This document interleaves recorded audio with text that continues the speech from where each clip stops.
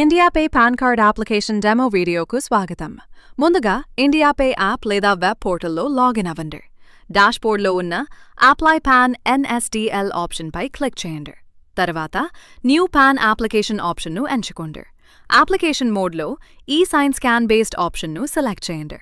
అనంతరం retailer mobile నంబర్ను నమోదు చేసి సబ్మిట్ బటన్పై క్లిక్ చేయండి.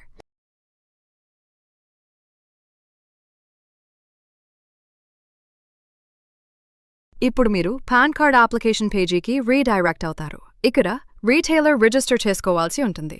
రీటైలర్ రిజిస్ట్రేషన్ కొరకు న్యూ రిజిస్ట్రేషన్ ఆప్షన్పై క్లిక్ చేయండి. రీటైలర్ యూజర్ నేమ్, చిరునామా మరియు ఇతర అవసరమైన వివరాలను నమోదు చేయండి. మొబైల్ నంబర్ను ఎంటర్ చేసి రిక్వెస్ట్ ఓటీపీ బటన్పై క్లిక్ చేయండి.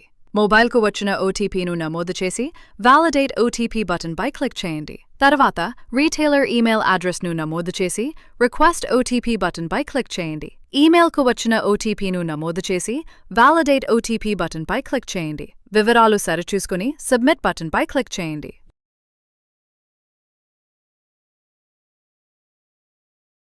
ఇప్పుడు రిజిస్టర్డ్ మొబైల్ నంబర్ను నమోదు చేసి సబ్మిట్ బటన్పై క్లిక్ చేయండి.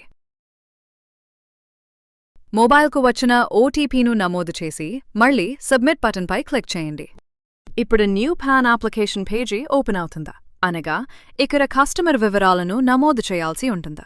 అప్లికేషన్ టైప్లో new PAN Indian citizen form 49A select చేయండి. కేటగిరీలో ఇండివిజువల్ను ఎంచుకోండి. తర్వాత కస్టమర్ ఆధార్ నంబర్ను నమోదు చేయండి. అప్లికెంట్ పేరు ఆధార్ కార్డులో ఉన్న విధంగానే నమోదు చేయాలి. కస్టమర్ టైటిల్గా శ్రీ లేదా శ్రీమతిను ఎంచుకోండి.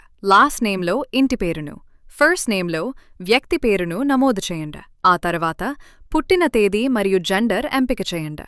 అన్ని వివరాలు సరిచూసుకున్న తర్వాత కింద ఉన్న డిక్లరేషన్ చెక్ బాక్స్ను టిక్ చేసి సబ్మిట్ బటన్పై క్లిక్ చేయండి.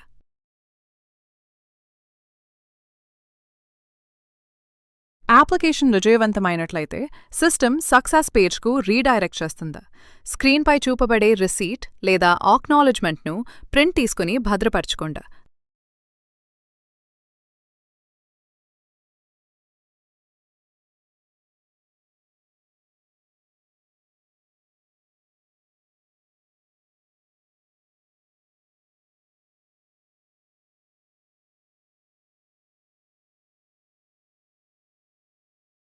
ధన్యవాదాలు.